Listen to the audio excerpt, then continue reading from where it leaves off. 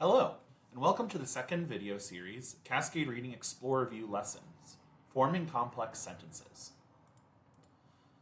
So, in the previous video, we talked a little bit about the various ways in which the Explorer View can help students learning to read and figuring out how grammar corresponds to the text that they're reading. And so we're going to take a step back now and consider what sentences and clauses are to begin with. These terms can be very confusing for students, and it can be a little unclear exactly what is meant by a sentence or a clause. So let's help demystify that now. A clause is a group of words that describe an event or argument.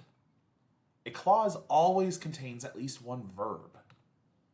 A sentence, on the other hand, is one or more clauses that can stand alone. By stand alone, I mean that it contains at least one independent clause. An independent clause is one that can stand alone as its own sentence. Dependent clauses, on the other hand, cannot stand alone. Usually these dependent clauses contain something called a connective, words like so, because, therefore, if, before, after, since, and other words. So let's look at what these clauses might look like. For example, in the sentence, the dog licked the child, this is one clause. You have the verb lick, so it describes one event, and it can stand alone. It's one clause, and it's a complete sentence, so it's an independent clause. The clause because he was happy includes the verb was, so you know it's a clause because it describes the event of him being happy, but it doesn't stand on its own. Because if you notice that connective, the word because, that makes it weird to just say because he was happy and then leave the sentence at that. That's what makes this clause dependent. So a simple sentence contains only one clause. And because independent clauses are what can stand alone, a simple sentence is always an independent clause. So you could have a sentence like the dog licked the child, that's a simple sentence, and the dog was happy, that's also a simple sentence. These can be thought of as the bare minimum for creating sentences, right? If you were to create a story, you would at the bare minimum have to write in simple sentences. But, as experienced readers, and even as developing readers can see, this can sound really clunky in stories. It's not how we actually talk. There's also no relational information or a narrative sequence when you talk in this way. So combining clauses can make sentences flow better. And this is also an area of writing that is very difficult for some children to grasp. For example, the dog licked the child and the dog was happy. Now we've combined both of these ideas into one sentence. So let's dive a little deeper into how we can do that. A compound sentence contains two independent clauses. And this is usually combined with a conjunction like and, or, and but. So for example, the dog licked the child and the dog was happy.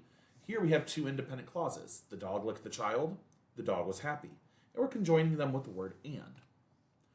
However, notice that no relationship is expressed. We're simply conveying these two ideas within one longer sentence. A complex sentence contains both independent and dependent clauses. For example, the dog licked the child because the dog, or because he, was happy. Or the other way around, because he was happy, the dog licked the child. Now we do get relational information because we have that connective, the word because.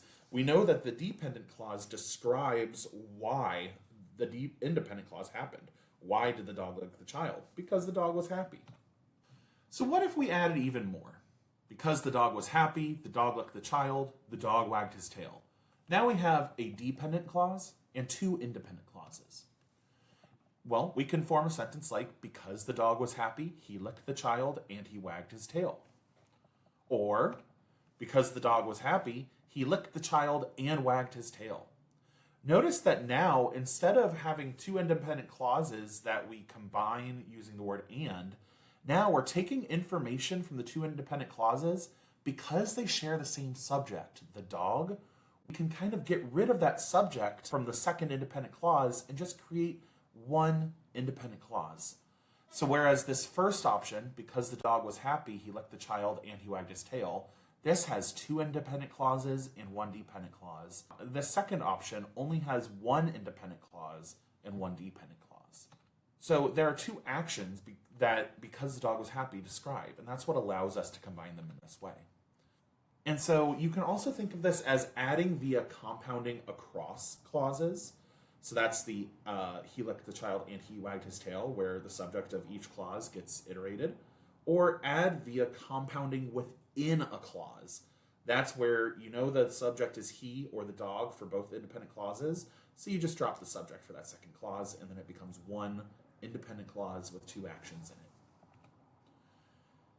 And just remember, if two independent clauses share a subject, you can compound within. So this can be a lot for children to learn, especially explicitly as they're trying to become better writers. The Cascade format adds visual cues to help understand conjunctions and to help understand how these complex sentences form.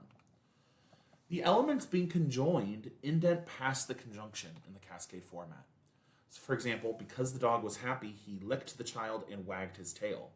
Here you know that licked and wagged are both describing what he did, because and is aligned with he. And then if you look at what actions are indented past the word and, you see licked and wagged. And so now you know that he, or the dog, performed multiple actions, right? Compare this now to the sentence, because the dog was happy, he licked the child, and the child laughed. Now you get two subjects aligned with their verbs, he licked and the child laughed. But now notice that he licked and the child laughed, both of these subjects and their verbs are indented past the word and. This kind of structural cue apparent in the Cascade format can be very helpful for children as they're learning to write these different kinds of compound and complex sentences. So in other words, what is aligned makes a huge difference. Dependent clauses indent one level past the base indent of the independent clause. Now, what does this mean? For example, take the sentence, because the dog was happy, he licked the child and wagged his tail. Here, when you have because the dog was happy, this gets indented past the main idea of the sentence, which is he licked the child and wagged his tail. And so notice that that sentence is all the way left aligned. So what we want is that dependent clause to be one indent level past. And that's how we know, just based on the format alone, that because the dog was happy describes the rest of the sentence. So how can the Explorer view help teach developing readers and especially developing writers how to form these complex sentences and how to understand them better? So if we take both of these sentences that I've been describing, because the dog was happy, he licked the child and wagged his tail, and because the dog was happy, he licked the child and the child laughed. Now we can use clause colorization in both of these sentences, and this can help the students separate out the dependent information. And so they can better understand by colorizing clauses. You can say, okay, I know that he licked the child and the child laughed are both independent clauses because they're both the same color. Because the dog was happy is a dependent clause, and you can tell that because it's a different color from the rest of the sentence. And so here I'm going to highlight different ways in which the Cascade Explorer could be used for teaching complex sentences, both in writing and in reading. The first is clause colorization. Dependent clauses use different colors in this format. So the dog licked the child because he was happy. Because he was happy gets a green format because it's a dependent clause. You can also use the expand and collapse feature. Here, dependent clauses can be collapsed. So instead of the dog licked the child because he was happy, now you just read the dog licked the child. And after you collapse it to that simpler form of the sentence, you can always go back. And so by going back and forth between the dog licked the child and the dog licked the child because he was happy, students can start to understand that because he was happy adds contextual information that's not necessary to the core structure of the sentence, being that independent clause. You can also highlight verbs, and this can also help identify clauses. For example, the dog licked the child and the child laughed. Here you can see the two verbs, licked and laughed. And from each verb, you can say, all right, I know that the subject of verbs is always aligned in the Cascade format. And so you can see what's aligned with the first verb, oh, the dog. What's aligned with the second verb, oh, the child. In addition to that, you can also have the Cascade format automatically identify the subject of the sentence too. And that can help you understand clauses. You can also have students identify clauses with these scaffolds. This is a great idea for a classroom activity.